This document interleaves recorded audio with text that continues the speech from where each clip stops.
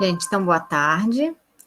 Hoje, então, a gente vai ver a interação hormonal e depois com a Fernanda, a gente vai ver fecundação, clivagem e blastulação.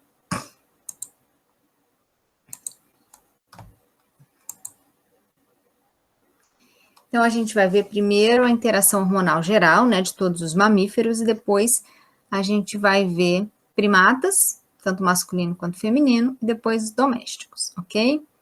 Então, vamos ver a de mamíferos em geral. Bom, doutor. Agora foi. Então, ó, a hipófise ou pituitária, ela está localizada aqui na base do cérebro, tá? Aqui, ó. E ela se localiza aqui numa depressão do osso esfenoide chamada de célula turca, ou túrcida. E ela, então, tem dois componentes. Uma parte nervosa, que é contínua com o sistema nervoso central, né? Vem do hipotálamo. E uma parte glandular, que se originou do teto da cavidade oral, né? Durante a embriologia. Então, ela é uma glândula que está aqui só presa à parte neural, tá? Então, tem a hipófise anterior, ou adenohipófise, e a hipófise posterior, ou neurohipófise. Tá? Então, anatomicamente, elas estão separadas, histologicamente, elas são diferentes, mas elas são mantidas juntas aqui por uma cápsula de tecido conjuntivo, tá? E a gente considera toda ela como uma única glândula, porque ela se comunica, né, através da sua vascularização. Então, a comunicação entre essas duas partes ocorre apenas através da vascularização, certo? Então, no hipotálamo, a gente tem grupos de neurônios, que são chamados de núcleos, né? Eu tenho o núcleo supraóptico, que os seus axônios chegam até as células da neurohipófise, onde aqui vão estimular a secreção dessas células, que vai cair na circulação e ser distribuída por todo o corpo. A mesma coisa ocorre com esse outro núcleo paraventricular. Ele também vai estimular células, porém, agora células da adenohipófise. Só que ele, como está na parte nervosa, ele não consegue chegar até a parte glandular. Então, o que ele faz? Ele libera a sua secreção, uma rede capilar que tem aqui, que através de veias sai da parte nervosa para a parte glandular e numa outra rede capilar que a gente encontra aqui é liberado para as células da adenohipófise poderem produzir a sua secreção, tá? Então, aqui a gente tem uma veia entre duas redes capilares. Quando isso acontece, a gente chama essa veia de veia porta. Então, aqui a gente tem o sistema porta hipofisário. No nosso corpo, isso só ocorre em dois locais, na hipófise e no fígado, tá? Porque normalmente entra uma artéria, ela se capilariza e sai uma veia. Tá aqui, ó. A artéria se capilarizou, saiu a veia. Isso é o normal. Agora, depois que a veia saiu, ela se recapilarizar novamente, já é uma exceção, tá? Então, aqui isso é importante porque é a única maneira da neurohipófise poder se comunicar, ou do hipotálamo poder se comunicar com a adenohipófise, tá? Então, apesar dela ser uma glândula, ela recebe um estímulo direto do sistema nervoso, certo? E é essa adenohipófise que é importante para a gente, porque ela vai atuar em todas as nossas glândulas endócrinas, inclusive nas gônadas, que é o que importa para a gente, tá? Então, o hipotálamo, ele libera hormônios liberadores, que são os RHs, tá? Que vão chegar até a adenohipófise e fazer com que ela libere os seus hormônios hipofisários ou trofinas, que vão atuar na glândula alvo, fazendo com que ela libere hormônios glandulares, que vão, então, atuar no corpo, né? Em várias regiões e causar o seu efeito, ok? Então, essa glândula alvo, no nosso caso, é ou o ovário ou o testículo, né? São as gônadas, certo? Então, isso ocorre tanto no homem quanto na mulher. Então, aqui a gente tem os hormônios hipotalâmicos, que são vários, cada um vai atuar em cima de uma célula da adenohipófise. Então, a gente tem aqui os hormônios hipofisários, né? E cada hormônio desse vai atuar em uma glândula-alvo, na tireoide, na adrenal, no fígado, nas gônadas, tá? Fazendo com que eles liberem os seus hormônios específicos que vão atuar em todo o corpo ou em regiões específicas do corpo, tá? Então, o importante para a gente é essa parte aqui, onde a gente tem as gônadas sendo estimuladas. Então, o hipotálamo, ele libera GNRH, que é o hormônio liberador de gonadotrofina, tá? Esse GNRH, então, por aquele sistema porta, vai chegar até a adenohipófise e fazer com que as suas células liberem FSH e LH. FSH é o hormônio folículo estimulante e LH é o hormônio luteinizante, tá? Esses dois hormônios, então, vão atuar nas gônadas, que é a célula-alvo, a glândula-alvo, tá? Fazendo com que as gônadas produzam seus hormônios, que é testosterona no homem, estrógeno e progesterona na mulher. Então, esses hormônios são os hormônios glandulares, né? Ou ovariano na mulher e testicular no homem, certo? Esses hormônios vão atuar tanto nas gônadas quanto no restante do corpo para dar as características sexuais secundárias. Ok? Então, isso é geral, tanto para o homem quanto para a mulher. Agora vamos separar, né? Vamos falar a parte específica feminina de primatas. Então, a mulher, ela inicia os seus ciclos ovarianos na puberdade, né? Onde, então, ela começa a produção de estrógeno, né? Os folículos vão crescendo, vão produzindo estrógeno, e isso vai trazer uma série de transformações, né, no corpo dela, porque o estrógeno, além de atuar na gônada, vai atuar em todo o corpo, como eu disse. Então, elas vão começar a crescer seio, o corpo ter mais quadril, o corpo fica mais arredondado, né, em forma de violão, crescer pelos pubianos, nas axilas, tá? Espinhas, cabelo rebelde, enfim, todas as características de um adolescente. E isso traz uma série de mudanças, né? Tanto corporais quanto psicológicas. A mulher muda muito e os hormônios acabam também influenciando no seu pensamento, né? Nos seus gostos. Então, é uma mudança muito grande e até a mulher se adaptar, a menina se adaptar, né? Ela passa aí por uma rebeldia na juventude, mas aos poucos ela se acostuma, né? E vai ter novamente uma alteração hormonal só na menopausa. Então, o ciclo ovariano, a primeira menstruação é a menarca, e aí a mulher vai ter um período fértil até a menopausa, tá? Então, olha, o que a gente viu que era comum, né? O hipotálamo vai produzir GNRH a partir da puberdade, ele vai atuar na adenohipófise, produzindo FSH e LH, tá? Esses dois hormônios vão atuar nas gônadas e no corpo. Como? Bom, o FSH, que é o hormônio folículo estimulante, ele vai estimular o desenvolvimento dos folículos. Ou seja, a gente viu que a cada ciclo ovariano, de 5 a 15 folículos eram recrutados para continuar o seu desenvolvimento. Então, quem vai recrutar eles é o FSH, tá? E esses folículos que foram recrutados, eles vão deixar de ser primordiais, vai passar a ser primário, secundário e maduro, e vai começar a produzir estrógeno, certo? Então, o estrógeno é um hormônio ovariano. O FSH é um hormônio hipofisário. E o GNRH é um hormônio hipotalâmico, tá? O nome dele é de onde ele é produzido. Bom, além do FSH, a adenohipófise também libera LH, que é o hormônio luteinizante. Esse hormônio estimula a ovulação e a luteinização, ou seja, a formação do corpo lúteo. E esse corpo lúteo, ele vai produzir, além de estrógeno, a progesterona, tá? Então, a progesterona também é um hormônio ovariano, tá? Bom, então, o estrógeno, ele é produzido, né, eu falei isso na aula passada, a partir da testosterona, que é produzida a partir do colesterol. Então, o LH vai estimular as células da teca a pegarem o colesterol e transformar em testosterona. E as células da granulosa, o FSH vai estimular para ela pegar essa testosterona e transformar em estrógeno, tá? A gente já tinha visto isso, agora só acrescentando esses dois hormônios hipofisários. Bom, então, GNRH estimula a secreção de FSH e LH. FSH estimula a maturação do folículo, que começa a produzir estrógeno, que é responsável pelas características sexuais, tá? Porém, altos níveis de estrógeno inibem o FSH. Então, ó, o FSH que estimula a produção de estrógeno vai também inibir a secreção desse estrógeno.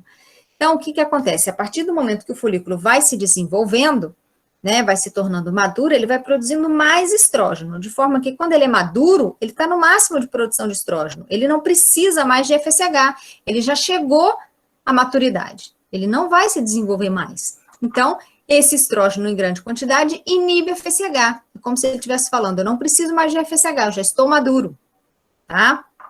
Aí, esse estrógeno vai inibir o FSH e vai estimular a secreção do LH. Aí o LH é liberado. Então, o LH só é liberado quando o folículo está maduro, pronto para ovular, tá? Aí, o LH vai provocar a ovulação e a formação do corpo lúteo. O corpo lúteo produz principalmente progesterona, tá? A progesterona, ela vai atuar lá no útero, preparando ele para a gravidez, mas ela, em grandes concentrações, também inibe o LH. O mesmo feedback negativo que a gente viu para o FSH, a gente vê para o LH. Então, ele estimula a produção de progesterona, que inibe o LH, que inibe ele, tá? Então, esse corpo lúteo, né, estava sendo mantido pelo LH, mas o hormônio que ele produz inibe LH.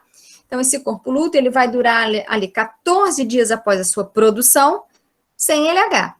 Depois, ele acaba morrendo, tá? Então, assim que o corpo lúteo é formado, começa a produzir progesterona, começa a inibir o LH. 14 dias depois, se não tiver nenhum outro hormônio para manter ele, ele morre, tá? O corpo lúteo morre. E um novo ciclo recomeça. Então, olha, o ciclo é esse. O GNRH estimula a adenopófise, que secreta FSH. Estimula crescimento de folículo, que libera estrógeno, que inibe FSH e estimula LH. LH provoca ovulação e formação de corpo lúteo. Corpo lúteo produz estrógeno e progesterona, tá? Estrógeno inibe FSH, progesterona inibe LH. Então, sem a presença do LH, o corpo lúteo dura 14 dias. Se não houver fecundação nesse período, o corpo lúteo morre, a mulher fica menstruada e o novo ciclo recomeça, tá? Se houver gravidez, o que vai acontecer? GNRH estimula a adenopófise a produzir FSH, que estimula o crescimento de folículo, que produz estrógeno, que inibe FSH e estimula LH, ocorre a ovulação. Até aqui, tudo igual. Após a ovulação, ocorre a fecundação, certo? E a formação do corpo lúteo, tá? Bom, esse corpo lúteo produz estrógeno e progesterona que inibe LH e FSH, tudo bem? Porém, esse corpo lúteo só vai durar 14 dias. Mas, como houve a fecundação, quando o embrião chega no útero, ele começa a produzir um hormônio que é o beta-HCG, que é a gonadotrofina coriônica humana. Esse hormônio faz com que o corpo lúteo se mantenha, produzindo estrógeno e progesterona, tá? Então, durante toda a gravidez, o estrógeno e a progesterona vai ser produzido. Com isso, o LH e o FSH estão inibidos, ou seja, não tem crescimento de folículo, não tem ovulação, tá? Então, durante a gravidez, a mulher não ovula, ok? E esse beta-HCG, então, ele funciona como um LH para manter o corpo lúteo até a produção da placenta, tá? Quando a placenta estiver ativa, que em primatas isso ocorre mais ou menos no 4º mês de gestação, ela então vai, o corpo lúteo vai morrer e a placenta passa a produzir estrógeno e progesterona, tá? Esse estrógeno e progesterona, além de inibir o ciclo ovariano, ele também prepara o útero para a gravidez, certo? Aí, então, a progesterona mantém a gestação até o momento do parto. O parto ocorreu, você tira a placenta, deixa de produzir estrógeno e progesterona, a mulher novamente fica menstruada e inicia um ciclo ovariano, tá? Então, aqui, ó, para mostrar que o embrião, quando ele está lá no útero, ele começa a produzir o beta-HCG, que mantém o corpo lúteo produzindo estrógeno e progesterona, tá? Isso vai ocorrer até mais ou menos o 4º mês de gestação, e depois a placenta passa a ter essa função. Então, quando a mulher faz um exame de sangue para ver se ela está grávida, ela vai dosar o beta-HCG, a gonadotrofina coriônica beta, que é a humana, tá? E aí aqui está a quantidade que a gente encontra em cada semana. Ela vai aumentando a cada semana de gestação, ok?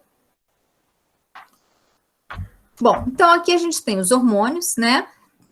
Em verde a gente tem o FSH, então ele é o primeiro hormônio a ser produzido. Quando, então, ele recruta os folículos, ó, o folículo era primordial, passa a ser secundário, maduro, isso faz com que o folículo comece a produzir estrógeno. Então, no máximo de estrógeno, eu inibo o FSH e estimulo um pico de LH, tá? Esse LH provoca ovulação e corpo lúteo, formação de corpo lúteo. Após a ovulação, o corpo lúteo vai produzir estrógeno em menor quantidade e progesterona em maior quantidade. E isso vai inibir FSH e LH. Eles não vão ser produzidos enquanto o corpo lúteo estiver ativo. Tá? Tudo bem? Bom, tanto o estrógeno quanto a progesterona estimulam também o útero, preparam esse útero para uma possível gravidez. Então, todo mês a mulher é preparada para ficar grávida. E como que é essa preparação? Bom, o endométrio, que é a camada do útero mais interna, que é que responde aos hormônios, ele tem 2 camadas. Uma camada basal, que está sempre presente, que nunca é perdida, aonde nela a gente encontra glândulas mucosas e vasos sanguíneos, tá? A partir do momento que essa camada basal é estimulada, ela começa a produzir uma camada funcional, onde essas glândulas mucosas crescem e passam a secretar muco, e as artérias endometriais se tornam espiraladas, aumentando aqui a quantidade de oxigênio e aquecendo esse endométrio, tá? Então, essa produção da camada funcional depende de hormônios. Então, a gente divide o ciclo ovariano, a gente divide, na verdade, o ciclo menstrual, né, não ovariano, em 3 fases. A primeira fase seria a menstruação. Então, o primeiro dia da menstruação é o primeiro dia do ciclo menstrual, tá?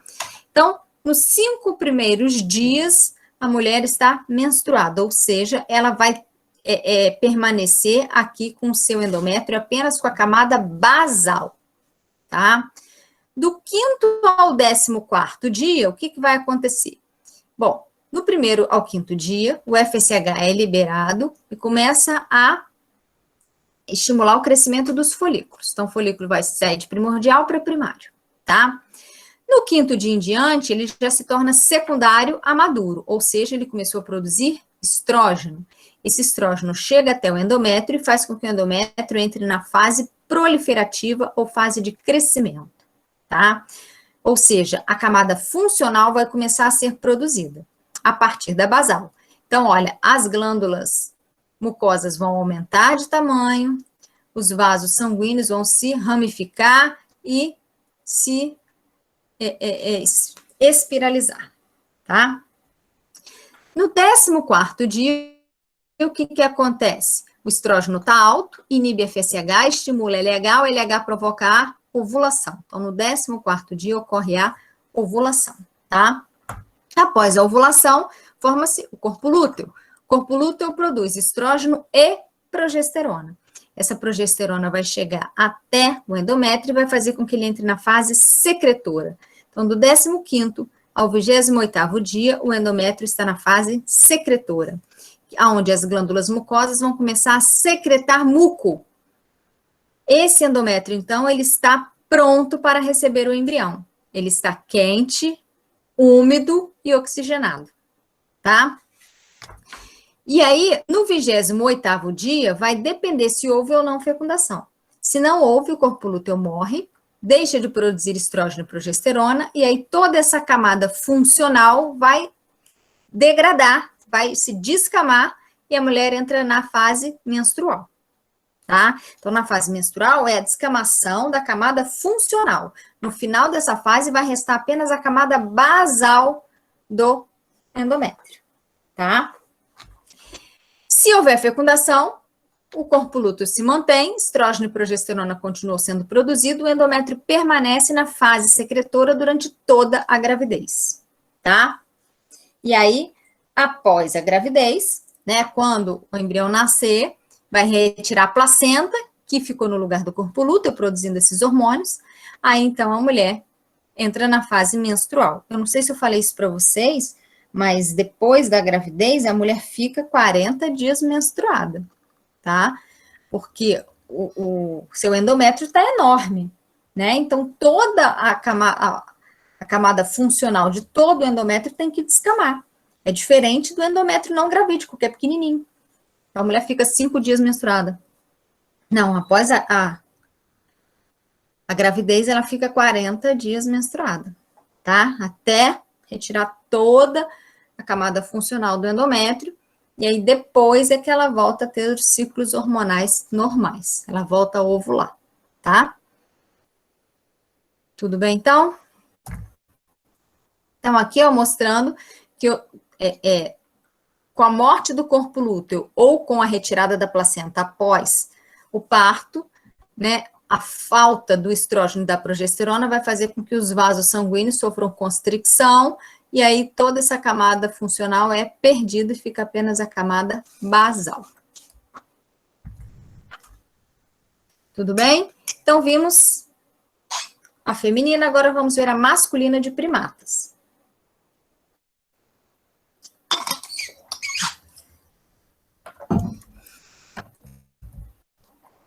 Então, o homem ele tem os mesmos hormônios iniciais, né? O hipotálamo produz GnRH, que chega através do sistema porta até a adenipófise, que faz com que ela produza LH e FSH, tá? Os hormônios, eles têm o nome da função na mulher, mas são os mesmos hormônios no homem.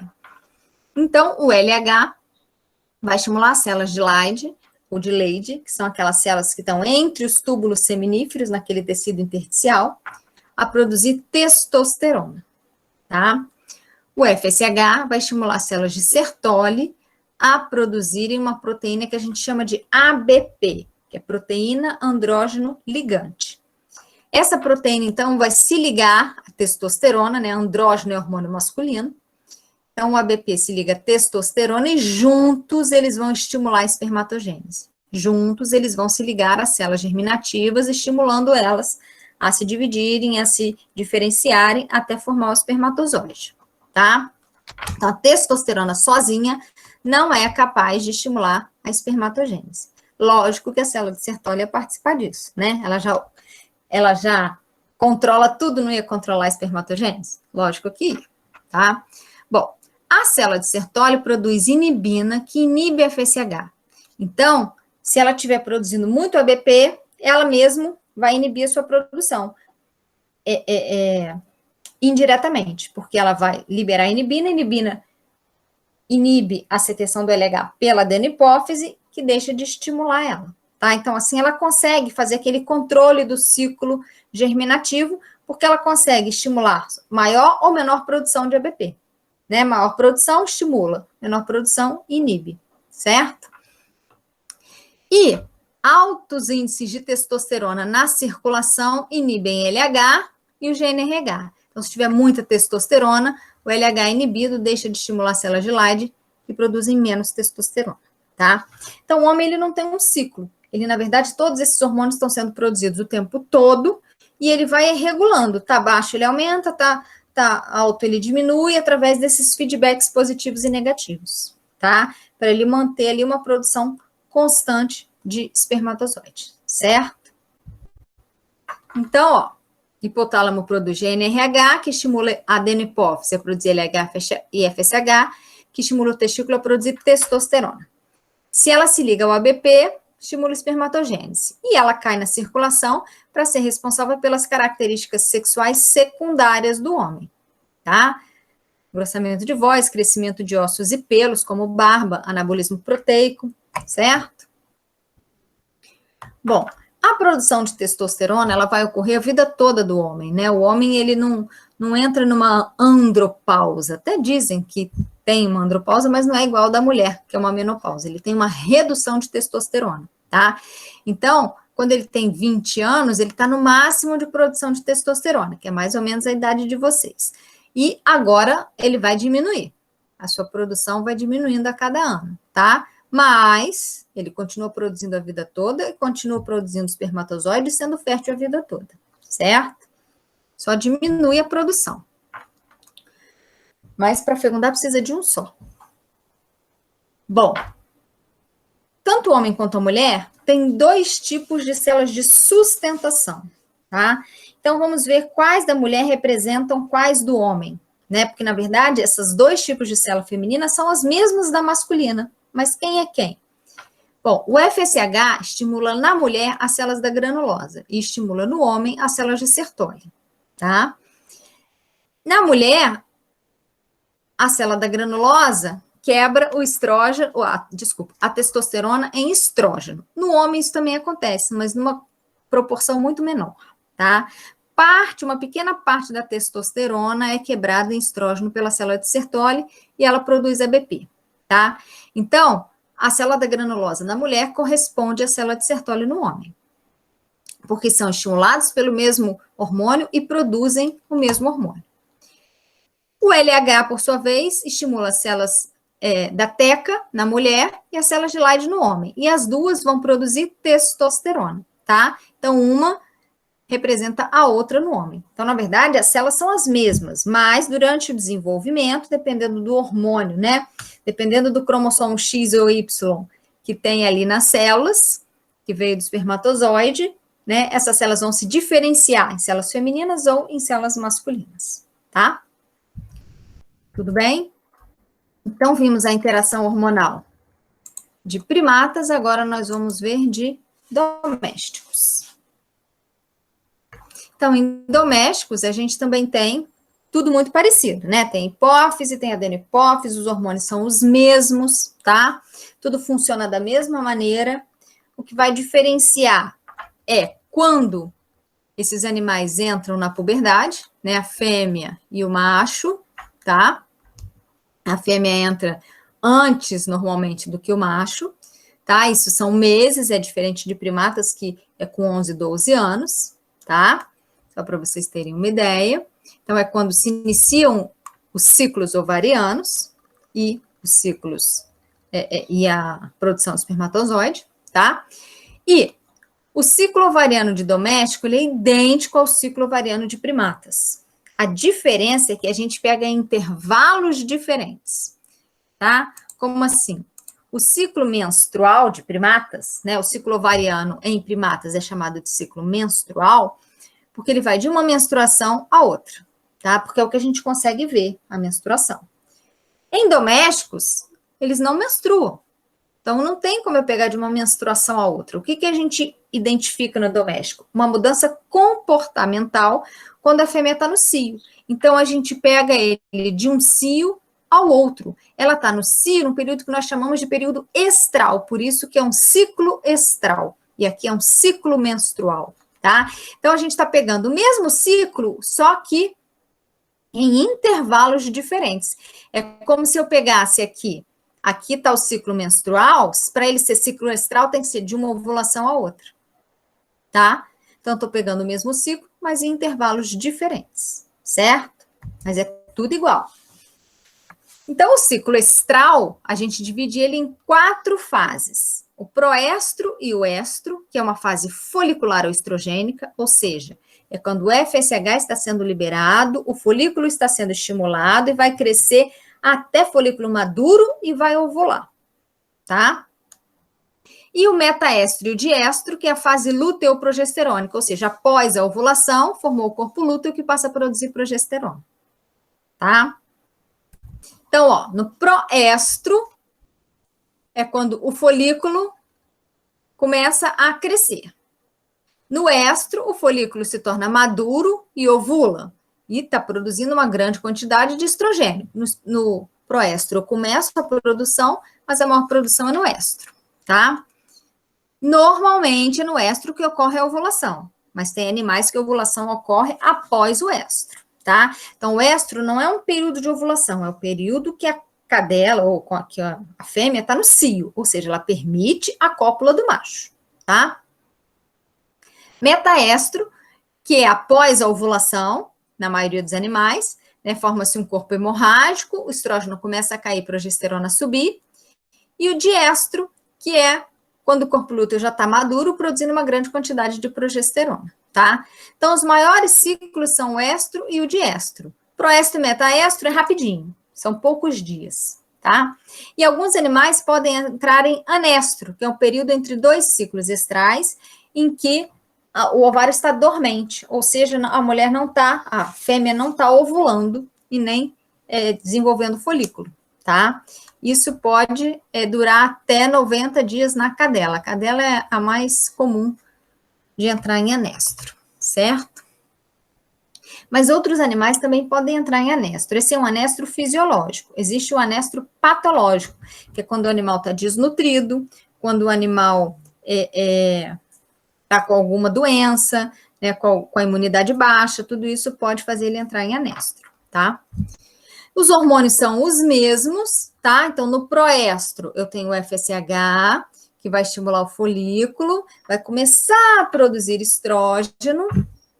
No estro, está produzindo grande quantidade de estrógeno, o folículo já é secundário, é maduro, ocorre a ovulação, né? O estrógeno inibe FSH, estimula LH, e no diestro, é a fase inicial do corpo hemorrágico, e no metaestro é a fase do corpo lúteo, tá? Então, como eu disse, é o mesmo ciclo, considerando intervalos diferentes e com nomes diferentes para cada fase. Então, no ciclo estral, o proestro representa a fase proliferativa do menstrual. O estro, a ovulação, o metaestro, a fase secretora, e o diestro, a fase menstrual, tá? Então, aqui no proestro, é quando os folículos estão sendo recrutados, começa a produzir estrógeno, o endométrio entra na fase proliferativa. O estro é a ovulação. Metaestro é quando ocorreu a ovulação, o corpo lúteo se forma, o endométrio entra na fase secretora por causa da progesterona. E no diestro seria a menstruação, tá? No final do diestro seria mais ou menos como se fosse a nossa menstruação, certo? Tem a morte do corpo lúteo, deixa de produzir estrógeno e progesterona. Bom, os domésticos não menstruam, mas o seu endométrio, ele se desenvolve da mesma maneira, tá? Tem a camada basal e a partir dela é produzida a funcional. Porém, como eles são quadrúpedes, eles não poderiam menstruar, não tem como você eliminar o endométrio no animal quadrúpede, ele ia ficar tudo preso lá dentro, tá? Então, o que acontece é que essa camada funcional, ela é reabsorvida na ausência de estrógeno e progesterona, tá? Então, eles reabsorvem e iniciam um novo ciclo, tá? Se a gente fosse quadrúpede, a gente não menstruaria. Quem mandou a gente ser bípede? Bom, alguns animais são monoéstricos, ou seja, eles têm um único ciclo por ano, que é o caso da raposa e da marta, tá? Outros são diéstricos, possuem 2 ciclos por ano, que é a cadela, né? O resto ela está em anestro. Tem os poliéstricos, que tem mais de 2 ciclos por ano, que é a vaca e a porca. E tem os poliéstricos sazonais, que eles ciclam, eles mudam entre períodos que está com ciclo ovariano e períodos que não estão com ciclo ovariano. Ou seja, no verão ele tem ciclo ovariano, no inverno ele não tem, tá? Então ele cicla por estação do ano, que é a égua, a ovelha e a gata. Aqui a duração das fases em alguns animais, né? Então a gente vê que o proestro ele dura horas ou poucos dias, o estro é o que vai durar um pouco mais, metaestro também é rapidinho, e o diestro também mais ou menos como o estro, tá? Em alguns animais a gente nem separa proestro de estro e metaestro de diestro, a gente tem o estro e o diestro, tá? E outros animais entram aqui, ó, como a cadela, em anestro, Então, na verdade, quando ele entra para o diestro, ele já fica, dali entra em anestro, tá? E a duração do ciclo de cada animal é diferente, né? A do primata é de 28 dias. Na ovelha vai 17, cabra 21, porca 20, égua 25, vaca 22. Então, o humano é o que tem o maior ciclo, tá? E a duração do cio em horas, né? Então, o cio mesmo, né, quando ela está fértil, vai durar algumas horas. Esse cio ocorre dentro do período estral, tá? Então, a ovulação, né, ocorre quando? Olha, entrou no período estral de 30 a 36 horas a partir, né, de iniciar esse cio. Então, ainda é dentro do período estral. Na cabra, a gente não sabe avaliar. Na porca, de 35 a 48 horas a partir do cio. Na égua, 1 a 2 dias antes do cio, ou seja, ela ovula antes de entrar no cio. Quando ela entra no cio, seu óvulo já está lá esperando. E na vaca, ela ovula após o cio. Ah, desculpa, gente, aqui eu errei. 1 a 2 dias antes do fim do cio. Ela ainda é dentro do cio. Na vaca, que é após, de 10 a 11 horas após o cio, é que ela vai ovular. Então, ela está cheia de espermatozoide ali de vários machos, aí ela ovula, o espermatozoide já está tudo ali esperando para fecundar, tá? Então, nem todos os animais a ovulação ocorre dentro do período estral, dentro do cio, tá? Então, aqui só para mostrar o ciclo reprodutivo da cadela, né, que ela tem de 3 a 21 dias no proestro, de 6 a 9 dias no estro, 60 dias no diestro, e depois ela entra em anestro, tá? E aí, pode durar aqui até 120 dias, porque a gente está considerando uma parte do diestro. E a ovulação de domésticos, ela ocorre em ondas foliculares, tá? Ou seja, grupos de folículos são recrutados ou começam a se desenvolver, mas não chegam a ovular. Aí um novo grupo também começa a se desenvolver e não chega a ovular. Aí um terceiro grupo começa a se desenvolver e ovula. Então, cada grupo desse de folículo que começa a se desenvolver, a gente chama de ondas foliculares, tá? Então, eles começam a se desenvolver todos ao mesmo tempo, né, sincronicamente, tá? E num determinado período específico do ciclo estral. E nessa primeira onda, nessas primeiras ondas que não ocorrem a ovulação, elas são independentes de hormônio. Então, não preciso ter o FSH ali estimulando para eles se desenvolverem, tá? Então, o crescimento do folículo, né, ele pode se dividir em duas fases. Na primeira, até a formação do antro, depende de fatores intrínsecos de dentro do ovário, ou seja, não depende de hormônios, tá? E após a formação do antro, ou seja, para ovular, para sofrer aquela maturação final e para ovular, depende de hormônio, tá? E aí, então, são estabelecidos 3 padrões de ondas foliculares. O animal que tem 2 ondas, o animal que tem 3 ondas e o que tem uma onda só. Né? O que tem uma onda só é igual o primata. Né? Ou seja, o FSH estimula o crescimento dos folículos, né? Estimula a maturação do folículo, na verdade. Né? Aqui está a linha, daqui para baixo não depende de FSH, daqui para cima depende. Então, a maturação final do FSH, do folículo depende do FSH, e o LH para ovular. Aqui, ó, o primeiro foi independente de hormônio, então ele não ovula. O segundo tem o FSH para ter a maturação e o LH para ter a ovulação. E no terceiro a mesma coisa. Então, sempre a última onda é que vai ocorrer a ovulação. As ondas anteriores, os folículos se desenvolvem, mas não chegam a amadurecer nem a ovular e eles morrem, tá? Então, ó, essas ondas foliculares, elas têm 4 fases. O recrutamento, que é crescimento mais de 20 folículos, tá? Estimuladas pelo FSH ou não, né? Na verdade, não precisa desse FSH para recrutar, só para amadurecer no final. A seleção, o folículo cresce mais rápido, se torna dominante e começa a secretar estrógeno, que inibe FSH. A dominância, o folículo dominante, começa a liberar inibina, impedindo os outros folículos de crescerem, tá? e continua se desenvolvendo mesmo com FSH baixo, pois ele se torna dependente de LH, ou seja, essa maturação final aí depende um pouquinho de LH, tá? E atresia ou ovulação, na ausência de LH, o folículo dominante sofre atresia e na presença ele ovula, certo? Então isso ocorre em todas as ondas, tá? O recrutamento, a seleção, a dominância, e aí no final, se tem LH, tem ovulação, se não tem LH, ele morre, ele sofre atresia. E aqui para mostrar que o corpo lúteo, né, como eu disse, em primatas, ele dura as primeiras 20 semanas, ou seja, 4 meses. Depois vem a placenta e o corpo lúteo morre, tá? Mas em outros animais isso é diferente. Na vaca, o corpo lúteo dura até a primeira metade da gestação, depois é substituído pela placenta.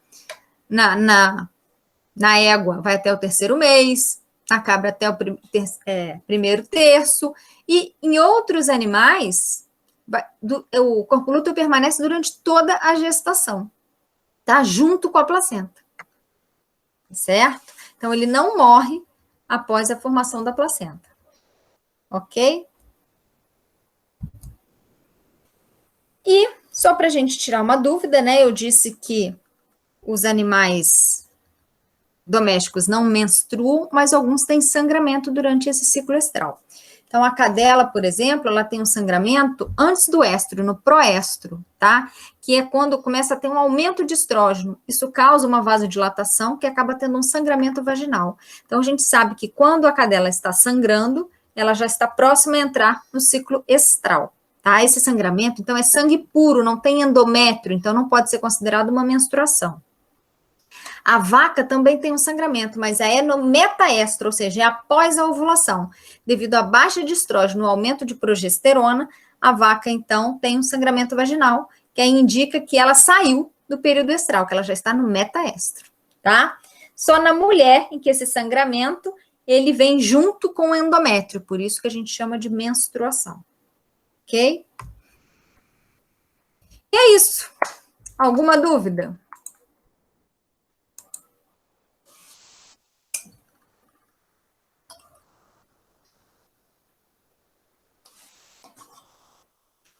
Eu já respondi ali a Júlia, né? Agora que eu estou vendo o chat.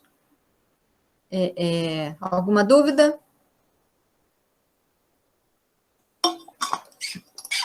A vantagem das ondas, eu acredito que seja para recrutar aqueles folículos que respondem a hormônio. Os folículos que crescem sem hormônio, eles não são os bons folículos para ovulação, tá? Acredito que seja isso. Então, é uma seleção. Você está selecionando os melhores folículos que respondem a hormônio. Mas perder folículo a gente perde independente de qualquer coisa, tá? Eles vão morrendo, independente deles se desenvolverem ou não, eles vão morrendo.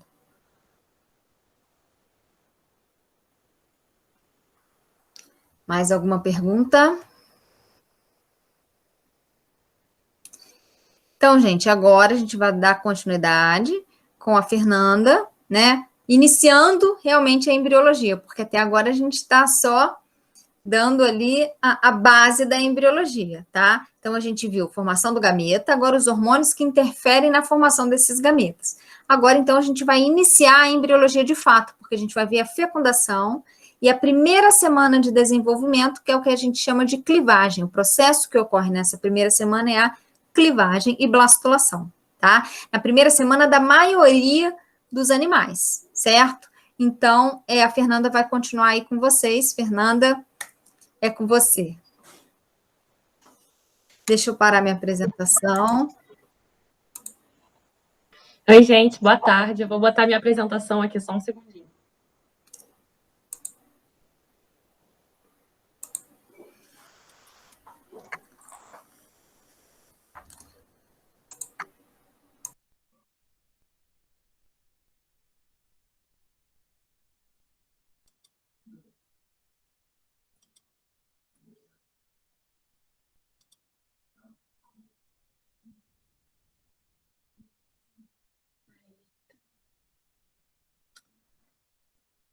Gente, foi mal a demora, porque esse computador é muito velho.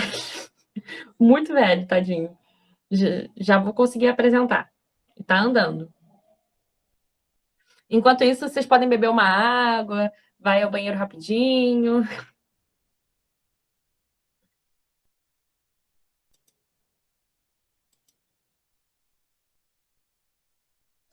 Vou apresentar também.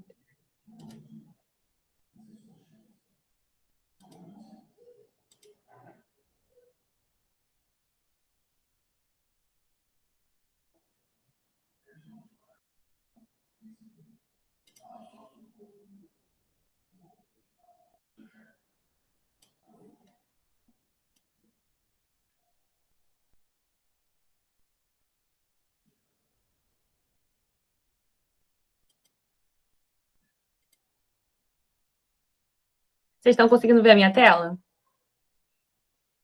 Sim. Obrigada. E agora tá indo a apresentação, né?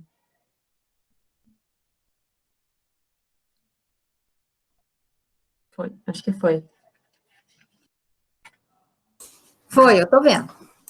Tá, obrigada. O mesmo problema que aconteceu um pouquinho na outra turma vai acontecer nesse, porque vai demorar um pouco para passar o slide para o outro, mas é coisa de 1 segundo, assim, tá, gente? Então, se demorar um pouquinho, fiquem tranquilos. Então, vou começar aqui. Bom, gente, oficialmente, boa tarde, tá? Vocês acabaram de ver gametogênese com a professora, tanto feminino quanto masculino, interação hormonal, e agora a gente vai falar um pouquinho sobre fecundação. Quando vocês estavam no colégio, vocês vão lembrar que vocês aprenderam sobre fecundação externa, fecundação interna. Então, a fecundação externa é quando alguns tipos de peixe, alguns tipos de anfíbio vão liberar gametas no ambiente externo. Muitos e muitos e muitos e muitos gametas. E aí eles abandonam esses gametas, por exemplo, o macho abandona e vem a fêmea e salva com uma bolsa.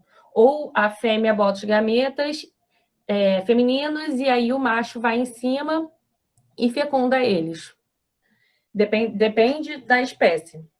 Já os mamíferos, eles fazem fecundação interna. Só lembrando que essa externa ela é feita por espécies que são ovulíparas. Então, são espécies que fazem fecundação externa e o desenvolvimento acontece no meio externo também. No caso dos domésticos, dos primatas, nós somos vivíparos. Então, a gente faz fecundação interna e o desenvolvimento do embrião é todo feito internamente. E ele é a forma dominante para a gente que é terrestre, exatamente para a gente não ter que perder tantos gametas. Porque a professora falou com vocês, e as mulheres elas já nascem com um número reduzido de ovócitos. Então, a gente não pode perder. Só aqui um esqueminha para mostrar para vocês. Aqui a fecundação, o útero. Aqui a ampola uterina, tá? É onde acontece realmente a fecundação. Como é que está o nosso ovócito secundário, né? Ele está parado em metáfase 2 e meiose 2. Ele tem a nossa zona pelúcida e a corona radiata em volta, tá? Com o corpúsculo polar. Aqui está uma microscopia melhor para vocês verem. E aqui a corona radiata, a zona pelúcida e o ovócito secundário. Ele está pronto para ser fecundado, tá? Ele está ali na ampola esperando para ser fecundado. Agora, o espermatozoide, ele ainda não está preparado totalmente. Ele, morfologicamente, o que ele apresenta? Ele apresenta a cabeça, o acrossoma, aqui na cabeça, o núcleo, o pescoço com os centríolos, a peça intermediária com as mitocôndrias e a cauda com o flagelo, que vai dar movimentação para ele. Ele, morfologicamente, ele está pronto. Só que, funcionalmente, ele ainda não está pronto para fecundar o ovócito. E é agora como é que a gente vai ver agora como é que ele se torna funcional. Ele tem que sofrer algumas modificações. E ele passa por 3 etapas: maturação, mobilidade e capacitação. A maturação ela ocorre no epidídimo, a mobilidade no ducto deferente e a capacitação no aparelho reprodutor feminino. Aí aqui eu botei um esquema para vocês lembrarem como é que é o epidídimo. Ele tem um túbulos seminíferos aqui, com os lóbulos, e aí os espermatozoides eles vão sair pelo ducto eferente, vão chegar na cabeça do epidídimo, percorrer o epidídimo inteiro, chegar na cauda e sair pelo ducto deferente, tá? E é aqui que vai acontecer no epidídimo a nossa primeira etapa, que é a maturação. Bom, o espermatozoide, ele tem que ficar de 1 a 2 semanas no epidídimo para passar pela maturação inteira. Mas por que ele tem que ficar lá? Ele precisa criar uma resistência à temperatura e ao pH. A temperatura, se vocês vão lembrar da aula da professora, os espermatozoides eles ficam numa temperatura um pouco mais abaixo do que a temperatura corporal. Então, ele vai passar pelo corpo, ele vai passar um pouco internamente do corpo do homem, do macho, e vai passar também pelo aparelho reprodutor feminino, que é um pouco mais quente. Então, ele precisa estar preparado para essa mudança de temperatura. E ele precisa estar preparado para o pH ácido que ele vai encontrar na vagina. Porque, normalmente, as fêmeas, elas têm uma uretra menor do que o macho, e ali perto podem ter patógenos que podem chegar na vagina. E aí a vagina, como defesa, ela tem um pH mais ácido para conseguir matar esses patógenos, né? Então tá. E então como é que ele vai fazer isso? Ele vai sofrer uma reorganização da membrana. Então, os seus lipídios vão ser mudados, as suas proteínas vão ser mudadas, seus carboidratos também vão ser mudados, para conseguir modificar. E também outras substâncias vão ser incorporadas. Ele vai ter uma inserção de glicoproteínas na sua superfície celular, tá? E aí, ele vai também no epidídimo, ele sofre uma absorção de fluidos para nutrição, a migração da gota citoplasmática.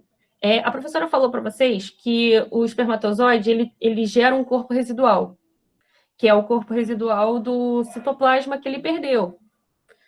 E aí ele precisa, esse corpo residual, ele se torna uma gota que fica proximal, que fica muito perto da cabeça, e ela vai passando aos poucos, essa gota, até o final da cauda e até ser absorvido totalmente pelo epidídimo, entendeu? Então, ao longo do epidídimo, ele vai perdendo essa gota citoplasmática, tá? Se ele não perder, é um problema. Esse espermatozoide, ele provavelmente não vai estar apto a fecundar e nem sair do epidídimo. Então, no epidídimo, a gente tem uma reabsorção desse fluido testicular e de espermatozoides velhos ou que sejam anormais, tá? A gente vai ter uma condensação da cromatina para proteger o núcleo do espermatozoide e uma aquisição da capacidade de fertilização através de capacidade de mobilidade. Porque, assim, ele tem o flagelo.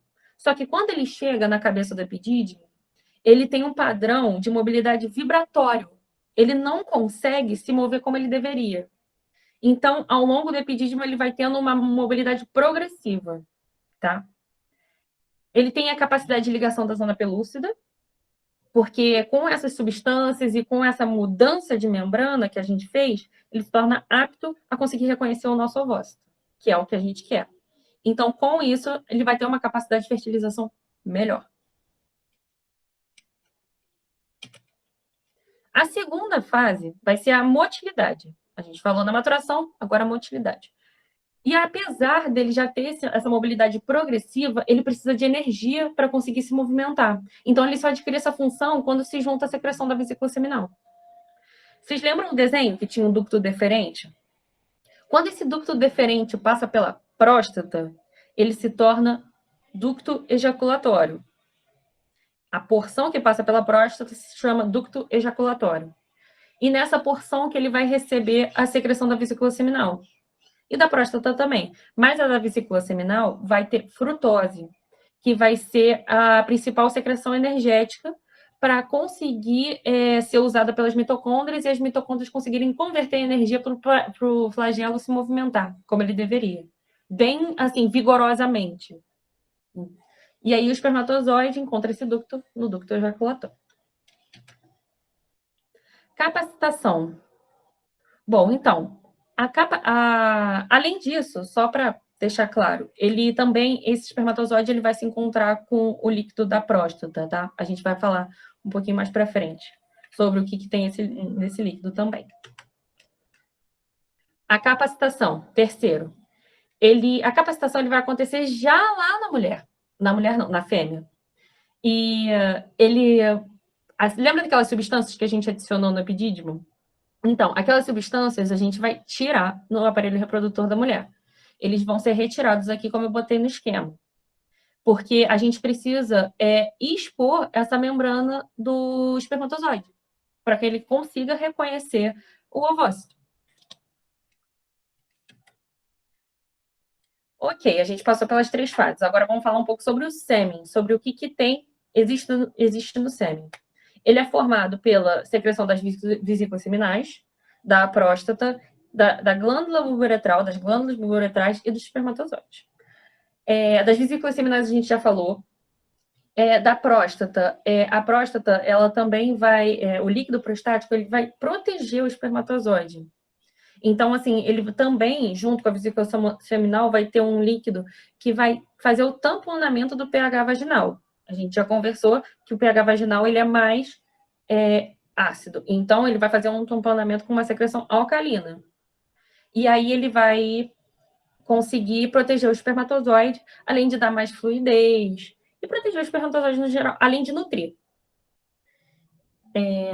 Esse sêmen, ele contém prostaglandinas. E essas prostaglandinas vão fazer o quê? Eles vão estimular o útero. O útero, ele é um órgão muscular também. Ele tem a parte do miométrio. E essa parte, ela vai ser estimulada por essas prostaglandinas a fazer com que o espermatozoide consiga se mover mais facilmente para chegar até a ampola da tuba uterina, que é o que a gente quer.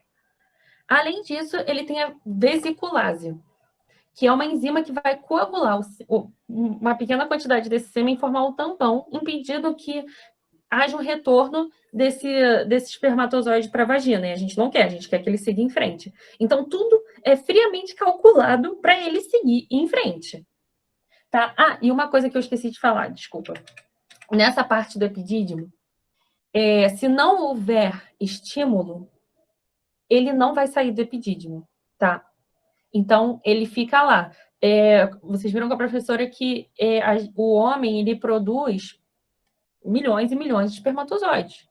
Só que, às vezes, eles não são utilizados. E aí, eles morrem. Eles vão ser reabsorvidos no epidídimo, tá? Se ele tiver um estímulo, ele vai para o nosso ducto deferente. E aí, aí ganha mobilidade e capacitação. Bom, sobre o sêmen. Tanto na medicina humana quanto na veterinária, o espermograma, ele é um exame muito interessante. Na medicina humana, ele é muito usado para ver por que o cara não consegue engravidar a mulher, se há um problema dele. E já na reprodução animal, ele é usado para ver se o sêmen daquele animal vai ser bom e se ele é bom para conseguir cobrir outras fêmeas.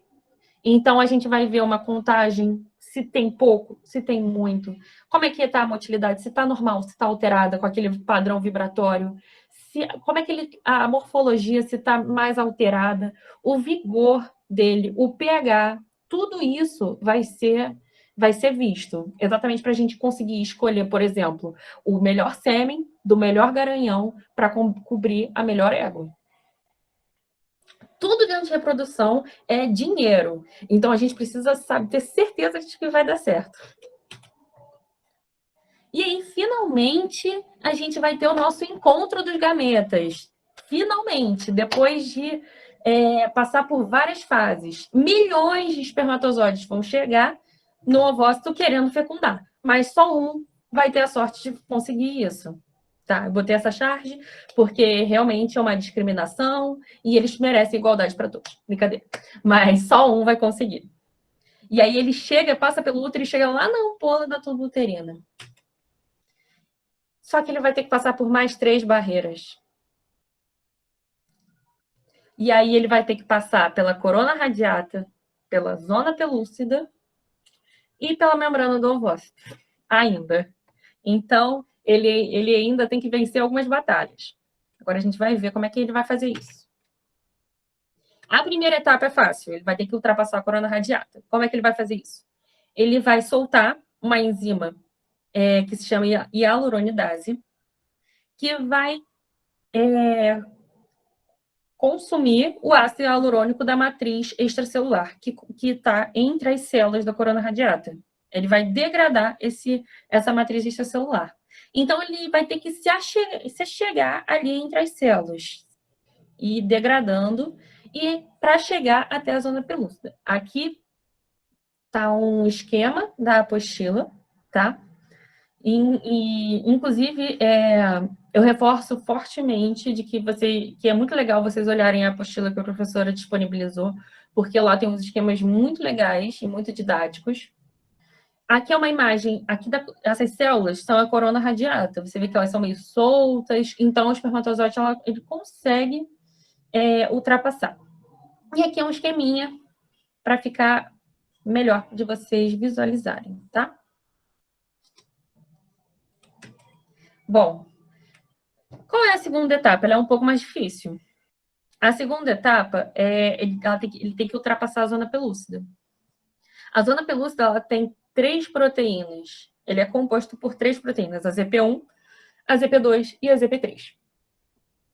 A ZP3 é a proteína que vocês têm que lembrar, é a mais importante, porque a ZP3 ela é espécie específica. O espermatozoide tem um receptor que vai ser específico para essa ZP3, que é espécie específica. Então, é por causa dessa ZP3, um dos motivos maiores é por causa dessa ZP3, que, por exemplo, um homem não consegue fecundar uma ovelha. Um exemplo bárbaro, mas é isso. Aí, o que acontece? Ele tem esse receptor que se liga a ZP3. Aqui tem um esqueminha para vocês visualizarem, tá? E acontece a reação acrossômica. E aí, aqui tem a membrana externa desse acrossomo, tá? Que fica na cabeça do espermatozoide. Aqui é uma membrana interna, tá? E aí, quando esse receptor se liga a ZP3, formam-se poros na cabeça na membrana externa desse acrossomo, que libera enzimas hidrolíticas que vão degradar a zona pelúcida. Mas só um pedacinho, tá? Essa imagem aqui dá para ver melhor. Que ele está entrando, mas é só um pedacinho. Não degrada a zona pelúcida por inteiro. A zona pelúcida vai ficar lá. Ele só se esgueira ali por um pedacinho. Aí a terceira etapa. Ele ainda tem que ultrapassar a membrana plasmática do ovócito secundário. E aí, mais uma vez, ele vai precisar de um receptor para isso. Então, ele vai usar o seu receptor. Lembrando que a membrana interna do acrossomo vai ter esse receptor, que vai... Porque a externa foi embora, foi degradada. Aí, a interna vai ter esse receptor que vai se ligar. E aí, ele vai se ligar a uma integrina que vai fazer com que a membrana do espermatozoide e do ovócito fusionem. Então, aqui a gente consegue. Isso aqui também é da apostila, tá, gente? Eles vão se fusionando, começando pela cabeça do espermatozoide e depois o corpo. E aí vai dar origem a essa membraninha aqui, tá? Que é do espermatozoide e não vai deixar o ovócito ficar com um buraco, né? Vai continuar com essa membraninha aqui também. E aí vai entrar mitocôndria, flagelo e núcleo. A mitocôndria e o flagelo, elas vão se degenerar e vai sobrar só o núcleo. Beleza, ele conseguiu entrar. E aí, isso aqui é um resumo para vocês conseguirem visualizar o que acontece. Essa imagem é bem legal. Aí, a primeira fase, ele passa entre as células foliculares. A segunda parte é a zona pelúcida, que ele degrada um pedacinho. E aí se funde a membrana, aí o núcleo do espermatozoide é liberado no citoplasma, essa parte aqui degrada as mitocôndrias e o flagelo, e aí sobra aqui o núcleo, do espermatozoide e o núcleo do ovócito. E aí, juntos, eles são os pronúcleos, tá? E aí, aqui a gente vê um espermatozoide que não conseguiu entrar. Por que ele não consegue entrar? O que acontece? Acontece os resultados imediatos da fecundação. O que são? É uma reação, são duas reações, na verdade. A reação de zona, que é a química, que vai ser da pergunta que fizeram da primeira aula da professora. O que esses grânulos corticais vão fazer? Aqueles grânulos corticais, eles vão fazer uma alteração na zona pelúcida, fazendo com que ela seja blindada e outro espermatozoide não consiga ter interação com ela, então não consiga ligar o seu receptor na zona pelúcida. E aí, vamos supor, num quadro específico, de que o espermatozoide entrou na zona pelúcida ao mesmo tempo que o outro, no mesmo milissegundo que o outro. Mesmo assim, você ainda vai ter uma reação cortical, que vai mexer na membrana do ovócito, que vai acontecer uma despolarização de membrana, que é uma reação cortical elétrica. Então, aqui, acho que vocês já tiveram biofísica até hoje, estão tendo? E o que vai acontecer? O meio extracelular vai se tornar mais negativo e o meio intracelular vai se tornar mais positivo. E normalmente é o contrário. Normalmente o meio extracelular é mais positivo e o de dentro é mais negativo. Então vai acontecer uma despolarização e vai evitar que o espermatozoide passe pela membrana. E aí evitando a polispermia. Mas e aí? E se entrar? E se os dois entrarem no mesmo segundo? O que vai acontecer? A gente não sabe, né? Porque, assim, na verdade, a gente sabe, porque a gente tem um ovócito que tem, no caso de humanos, 23 cromossomos. E a gente tem o espermatozoide que tem 23 cromossomos. O ovócito fala, se entrar mais um espermatozoide, a gente vai ter 23 cromossomos a mais. Então, assim, não é viável. Se um cromossomo a mais já causa grandes diferenças, imagina 23. Então a gente, na verdade, não sabe. É uma coisa meio impossível, assim, de se acontecer. Raro, a gente não sabe. E aí, se existem os resultados imediatos, a gente vai ter os resultados tardios. O que acontece? A gente vai ter um restabelecimento. É para ter um Ezinho aqui nesse restabelecimento, desculpa. Vai ter um restabelecimento do número diploide, porque o espermatozoide 23, o ovócito 23, e aí eles vão formar 46, ou seja, 2N. E aí aqui dá para ver os pronúcleos, os dois corpúsculos polar e a zona pelúcida. Ela não foi embora, ela continua ali. A determinação do sexo, porque o ovócito vai ser X, o espermatozoide Y ou X. Então, quem vai determinar o sexo vai ser o macho. A ativação metabólica do ovócito, que já foi feita quando ele ativou aqueles grânulos corticais e quando fez a despolarização de membrana, e aí ele vai fazer, ele vai terminar a sua meiose 2. Então, ele estava parado em metáfase 2, em meiose 2, e aí ele vai terminar e vai dar origem ao óvulo. Pasmem, ovócito não é a mesma coisa que óvulo. Na verdade, o óvulo, ele é o zigoto. Ele é o espermatozoide mais o ovócito secundário, tá? E ele vai gerar um óvulo e um corpúsculo polar, tá? Aí aqui em cima, vocês veem os corpúsculos polares. E aí a gente vai dar início à nossa clivagem, que é a minha próxima aula de agora. Que é essa clivagem? A gente vai ver agora como esse zigoto vai dar origem a todas as nossas células, todas as células do nosso corpo. Bom, gente, alguma dúvida até agora? Eu queria saber, essas enzimas que o espermatozoide libera para entrar no óvulo, né? Elas já estão prontas desde que está no aparelho reprodutor do homem. Como é que ele faz isso com tão pouca coisa, né? Porque ele só tem núcleo e mitocôndria, né? Sim, exatamente. Mas nesse acrossoma, ele vai ter essas enzimas, entendeu? E aí acho que a É professora pode cabeça, explicar né? melhor.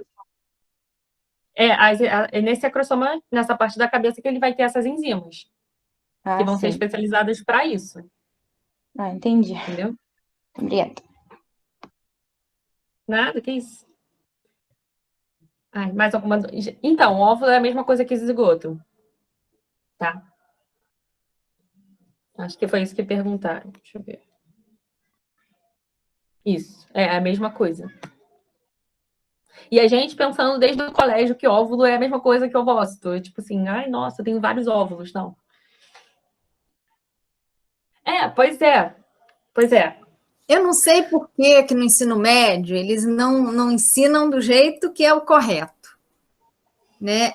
Um monte de coisa. Vocês não viram genética. Quando eu dava aula de genética, gente, eu queria morrer. Quando eles falavam que o DNA abria igual fecheclé, falava, meu Deus, esquece tudo que vocês já aprenderam, vamos começar tudo de novo. Sim.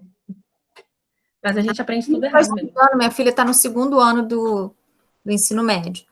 E eu pego, às vezes, o livro de biologia dela, que eu falo, eu vou rasgar essa porcaria, que tá tudo errado. Eu fico desesperada. Aí eu discuto com a professora, eu falo, fala isso com a professora. Aí a professora não aceita, porque ela está acostumada a dar daquele jeito, o livro fala daquele jeito, é uma brigaiada danada. Eu falo, você vai pôr na prova do jeito que eu falei, e se ela der errado, eu vou com uns 20 livros para provar para ela que eu tô certa. E me irrita. A verdade é que, assim, a impressão que eu tenho é que, basicamente, tudo que a gente aprende no colégio é um grande resumo do que a gente precisa saber. E aí, eles tentam resumir tanto que acaba ficando errado. Eu acho que é isso, quer resumir demais. E às vezes resume demais numa coisa, em outras entra nos detalhes que não precisava. Eu vejo o livro da minha filha, tem hora que entra nos detalhes que eu falo, Jesus, como que eu vou te explicar isso? Eu tenho que explicar o mundo para chegar nisso aí.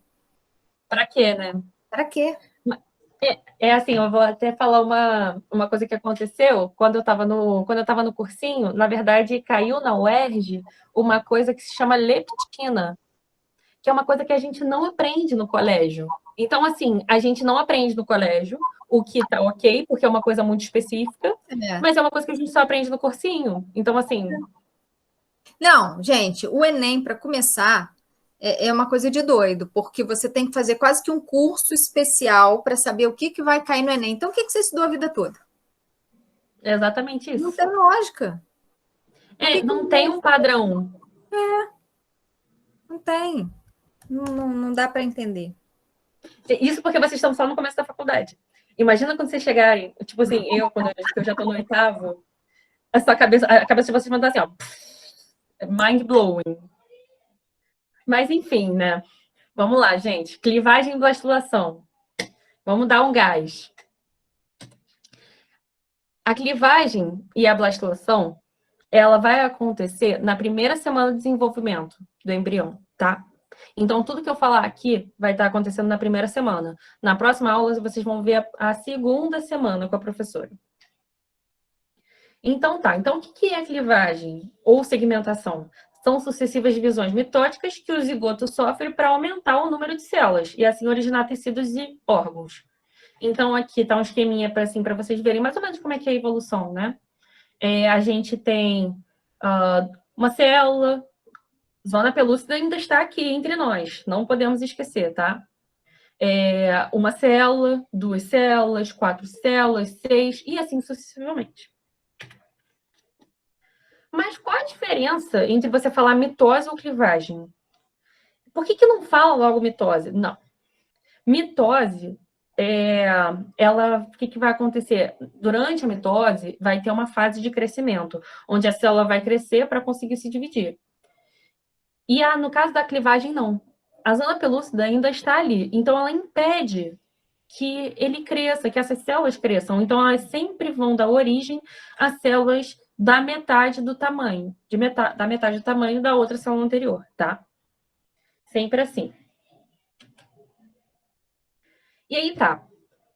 Quando aconteceu a fecundação, o nosso zigoto tá assim, tá? 2 corpúsculos polares, os pronúcleos E aqui o citoplasma, junto com todas as organelas, que vêm da mãe, tá? Lembrando que todas as organelas vêm da mãe, nada vem do pai, a não ser o núcleo. E aí, esses pronúcleos vão... a partir do momento que ele vai fazer a primeira clivagem, esses pronúcleos vão se misturar, o DNA, o material genético vai se misturar e vai dar origem a 2 células que a gente chama de blastômeros. Então, 2 blastômeros, aí depois 4 blastômeros, ok? Aqui dá para vocês verem assim numa microscopia eletrônica, 2 blastômeros, tá? E a zona pelúcida aqui bonitinha. E aí a gente vai ter aqui 8 células, tá? Aqui outra microscopia eletrônica para vocês verem. E aí, quando ele chegar de 12 a 16 células, a gente passa a chamar de mórula. A mórula leva esse nome porque realmente parecem amoras. Ficam várias bolinhas, assim, como se fosse um cacho de uva, amoras. Então, não esquece, mórula. Eu não sei porquê, mas esse nome também me remete a Senhor dos Anéis. Então, se for melhor assim para vocês lembrarem, então lembre de Senhor dos Anéis. Divisões meridionais e equatoriais. Então, como é que acontecem essas divisões? Para que lado vão? Então, elas sempre vão... A primeira clivagem ela é meridional, a segunda, equatorial, a terceira, meridional. Então, é assim sucessivamente, tá? Lembrem do meridiano e da linha do Equador, tá? É por isso que levam esses nomes. Então, meridiano, equatorial, e assim sucessivamente. Chega num ponto que ela tem que sofrer compactação. Essa mórula tem que sofrer compactação. O que é isso? As células mais externas, elas vão se fusionar, vamos dizer assim. Elas vão se tornar mais achatadas. Não fusionar, elas vão se tornar mais aderidas. Entendeu? E aí, as mais internas, elas vão estar frouxamente ligadas, do jeito que estava antes. E por que ele sofre essa compactação? Porque quando ele perder a zona pelúcida, não pode célula para todos os lados. Eles precisam continuar unidos. Então, essa compactação serve para deixar eles unidos. Que nem tá o esqueminha aqui, tá?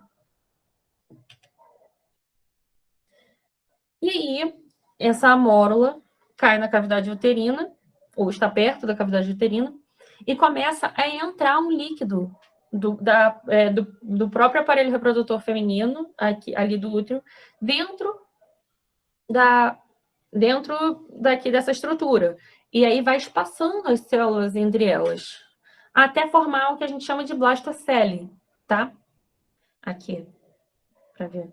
E aí, isso aqui a gente não vai chamar mais de mórula, a gente vai chamar de blástula, ou blastocisto. Por isso é o processo que a gente chama de blastulação, tá? E aí a gente começa a ver grupos de células diferentes, tá?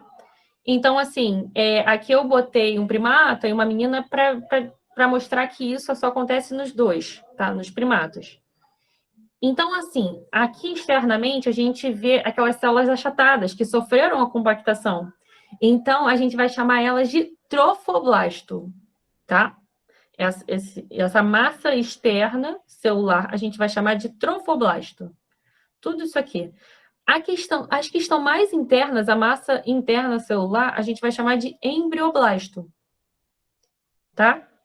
Então, assim, o trofoblasto ele vai dar origem à placenta e o embrioblasto vai dar origem ao embrião em si. Então, tá. Então, de novo, trofoblasto e embrioblasto. Aí, aqui, eu queria mostrar para vocês em que pé estamos na primeira semana, né?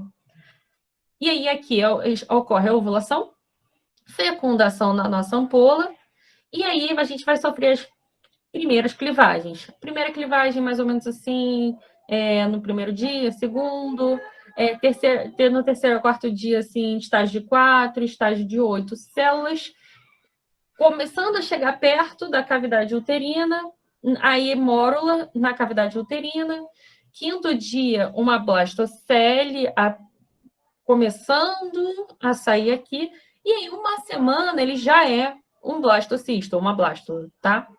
Então, mais ou menos uma semana aí. E aí, finalmente, a gente vai perder a zona pelúcida. Finalmente. Porque, assim, o nosso embrião vai conseguir crescer, vai conseguir se desenvolver. E aí, o que acontece? Como é que a gente perde?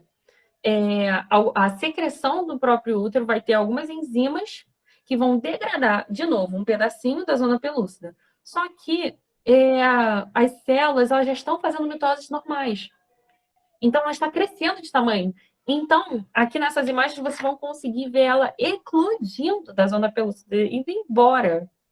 Então, a gente chama a eclosão da zona pelúcida, né? Aqui. E aí, depois a zona pelúcida vai degradada, e aí fica aqui o embrião. Aí, aqui só para ficar gráfico para vocês, que tem a zona pelúcida, e aí depois ele cresce. Então, chegamos no final da nossa primeira semana, tá? Tudo isso acontece na primeira semana. Então, assim, quando ele perde essa zona pelúcida, o trofoblasto, ele consegue se aderir à parede do endométrio, na fase secretora. Vocês acabaram de ver isso com a professora. Então, esse endométrio está na fase secretora, e é com alta vascularização e tudo. Calma aí, gente, vou espirrar. Perdão. Então, assim, o embrião ele já consegue se aderir ali. E aí ele se adere pelo trofoblasto, nessa parte onde tem o embrioblasto. Então, a gente já consegue enxergar dois polos. O que tem o embrioblasto e o trofoblasto, a gente chama de polo embrionário. E o de baixo, que a gente tem a blastocele e o trofoblasto aqui embaixo também, a gente chama de polo não embrionário. Ok? De novo, polo embrionário e polo não embrionário. Mas aí vamos supor que a zona pelúcida não seja perdida. Aí o que vai acontecer? O embrião não vai conseguir se aderir e ele vai embora. Vai ser um aborto que você nunca soube e nunca achou que ia existir, mas pode acontecer. E aí, se ele perder a zona pelúcida antes? Então, vamos supor que ele perca a zona pelúcida no ovário e o ovócito ele foi fecundado dentro do ovário. O que acontece? A gente vai ter uma gravidez ectópica, uma gravidez ovariana, tá? Mas então, e se a zona pelúcida ela é perdida dentro da... uma coisa importante também que eu não falei. Quando o óvulo ele percorre a tuba uterina até chegar no útero, ele faz isso por meio dos cílios que estão ali presentes. Então, ele vai percorrendo com a ajuda desses cílios. Se ele não tem esses cílios, se esses cílios estão com algum problema de movimentação, então ele vai continuar ali, na ampola da tuba uterina. Ou um pouquinho mais para frente, aí vai depender da região. Ou se ele perder a zona pelúcida. E aí a gente vai ter uma gravidez tubária, tá? Aí vamos supor que ele caiu na cavidade abdominal. A gente vai ter uma gravidez intraabdominal, abdominal. E aí o embrião ele pode se aderir no intestino, na bexiga, no estômago, ou ele pode ficar livre ali pelo peritônio, sabe? E o que ele pode fazer também? Isso é a gravidez abdominal, né? Eu falei. Ou ele pode passar pelo perimétrio e chegar no miométrio. E aí a gente vai ter uma gravidez intramural, tá? Porque o que normalmente o embrião faz? Ele se adere aqui nessa parte posterior aqui do útero. E aí, mas ele pode... eu tenho que falar. Todas essas gravidezes que eu falei, elas não são possíveis. Normalmente a mulher tem que passar por um procedimento cirúrgico para retirar esse embrião, porque não é uma gravidez que pode matar tanto a mãe quanto o feto, tá? É muito de risco, então normalmente é retirado cirurgicamente. Mas vamos supor que ele perca a zona pelúcida aqui muito perto da cérvix, né? Aqui bem embaixo. Aí, o que vai acontecer? Vai formar uma placenta bem aqui na cérvix, perto da vagina, né? E aí você vai ter o que a gente chama de placenta prévia. E essa placenta prévia, ela é muito delicada. Então, qualquer trauma, qualquer coisa, até um estresse, você pode perder essa placenta prévia. Então, a mulher normalmente tem que ficar de cama por 9 meses, a gravidez inteira. E no caso isso no caso dos domésticos, isso pode acontecer também, mas é mais difícil, assim, você saber e manter o animal em repouso por seja lá quantos meses, né? Aí, falando um pouco, assim, dos domésticos. Aqui eu botei uma imagem de 8 embriões, 8 fetos, né? Que alguns estão atrelados aqui ao estômago e outros estavam perdidos na cavidade abdominal. E, obviamente, isso aqui é uma necrópsia, né, gente? Então, assim, é impossível você manter uma gravidez desse tipo. E ainda mais a coelha, que tem, normalmente, alguns filhotes, uma quantidade considerável de filhotes. Aqui é uma radiografia de uma gata com uma gravidez também abdominal aqui. Então, se vocês conseguirem ver, aqui a gente vai ter diafragma, fígado, aqui intestino, então, assim, estava bem perto do estômago, talvez. Então, assim, também uma gravidez muito de risco. Assim, provavelmente essa gata, ela teve que passar por um procedimento cirúrgico logo depois, né? Bom, mas agora a gente vai ver as diferenças, tá? De clivagem e blastulação dos domésticos. A clivagem em si, o jeito que ela acontece é igual, não tem diferenças, tá? 2 blastômeros, 4 blastômeros, vai virar mórula e depois vira um blastocisto, ou uma blástula. Mas o que diferencia são os dias. Então, assim, no bovino, por exemplo, para virar duas células, ele demorou um dia. No equino, um dia. No ovino, um dia. No suíno, 6 a 8 dias. Então, assim, pode ser uma coisa bem diferente, dependendo, sabe? Mas normalmente levam uma semana. É o normal. E aí a gente vai mudar um pouco os nomes que a gente utilizou para os primatas. Então, aqui tem a blástula ainda com a zona pelúcida, tá? Igualzinho, não sei o que e tal. E aí a gente consegue ver aqui o embrioblasto, tá? A mesma coisa, é o mesmo nome, embrioblasto, só que em cima do embrioblasto, o que seria o trofoblasto no polo embrionário, a gente vai chamar de trofoectoderma polar, tá? É a parte onde vai se aderir no útero, no endométrio. Então, a gente chama de trofoectoderma polar. Embrioblasto. E aqui embaixo, onde seria o trofoblasto, no polo não embrionário, a gente vai chamar de trofoectoderma mural. Tá bom?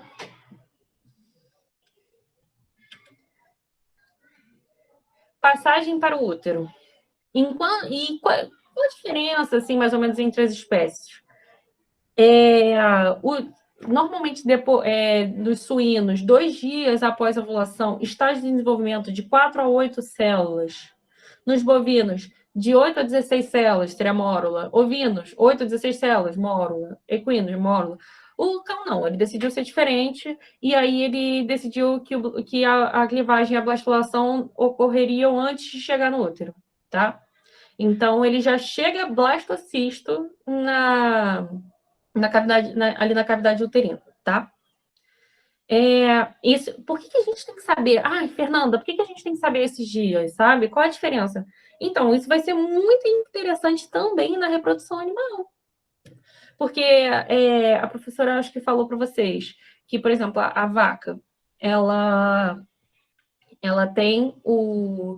ovula depois.